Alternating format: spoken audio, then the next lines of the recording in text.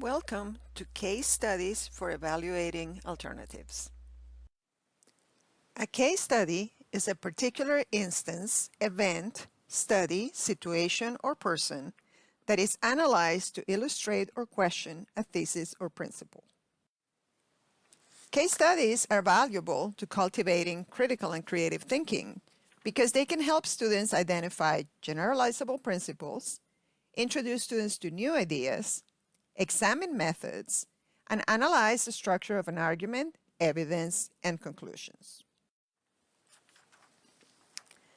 There are different ways that you can include case studies in your classroom, including individual case studies, studies of organizations and institutions, studies of events, roles and relationships, a set of individual case studies, community studies, and social group studies.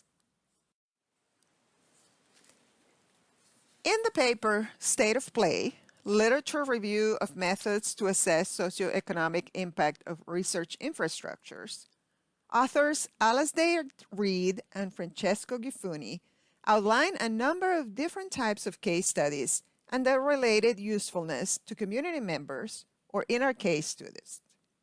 Typical case studies are a typical example of a finding or a relationship. Diverse cases illuminate a range of variation. Extreme cases exemplify an extreme or unusual finding. Deviant cases deviate for the standard or common finding. And influential cases are those that are foundational or pivotal to a field, topic, or understanding. Why use case studies? Case studies teach problem-solving skills. They also foster learning communities, and they engage students in exploration of content. Uses of case studies in the classroom. Introduce the situation or problem. Give background information. Describe previous research or give students reading beforehand. Supporting data can range from data tables to links to URLs, quoted statements or testimony, supporting documents, images, video, or audio. Evaluate, ask questions, come up with potential solutions, report out, summarize, make recommendations, reflect. Here is a case study example. Part 1.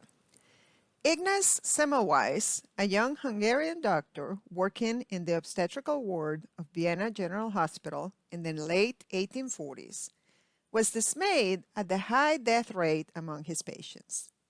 He had noticed that nearly 20% of the women under his and his colleagues' care in Division 1 of the ward, the division attended by physicians and male medical students, died shortly after childbirth. Semmelweis noted that this death rate was 4 to 5 times greater than that in Division 2 of the ward, the division attended by female midwifery students. Part 2. Observation.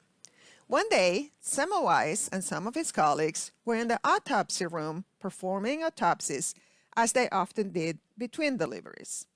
One of Semmelweis's colleagues, Jacob Kolechka, accidentally punctured his finger with a scalpel during an autopsy. Days later, Kolechka became quite sick, showing symptoms not unlike those of childbed fever. His friend's subsequent death strengthened Semmelweis's resolve to understand and prevent childbed fever. In an effort to curtail the deaths in his ward due to childbed fever, Semmelweis instituted a strict hand-washing policy amongst his male medical students and physician colleagues in Division 1 of the ward. Everyone was required to wash their hands with chlorinated lime water prior to attending patients. In 1848, the first full year of hand washing in Division 1, 45 of 3,556 patients died in Division 1, and 43 of 3,219 patients died in Division 2. Despite the dramatic reduction in the mortality rate in Semmelweis's ward, much of the greater medical community greeted his findings with hostility or dismissal. And despite evidence that hand washing to remove cadaverous particles could save lives, doctors were reluctant to comply, as expressed by Dr. Charles Meigs, a leading obstetrician and teacher. Doctors are gentlemen, and gentlemen's hands are clean. In 1861, Semmelweis finally published his principal work on the subject of puerperal sepsis, which received a mixed response. In 1879, Pasteur identified the streptococcus responsible for puerperal sepsis. Questions and prompts. 1. How did Semmelweis try to convince others that there was a link between autopsies and childbed fever? 2. When presented with what appears to be unequivocal evidence in support of hand washing, why might Semmelweis's colleagues have dismissed his ideas? 3. In what ways might an understanding of the rhetoric of science have helped Semmelweis to do a better job of convincing others to accept his explanation of the cause of childbed fever? 4. Look through this case and your responses to all parts of the case and identify examples of A, creativity, and B, critical thinking. Bring in not just germ theory, microbiology, but also sociology, culture of the times, and how that affects how people interpret data. Using case studies in small enrollment classes. Students work on and present their case studies to the class. Students develop their own case studies based on current events, scientific data, or literary discoveries. Students write a case study as an honors project.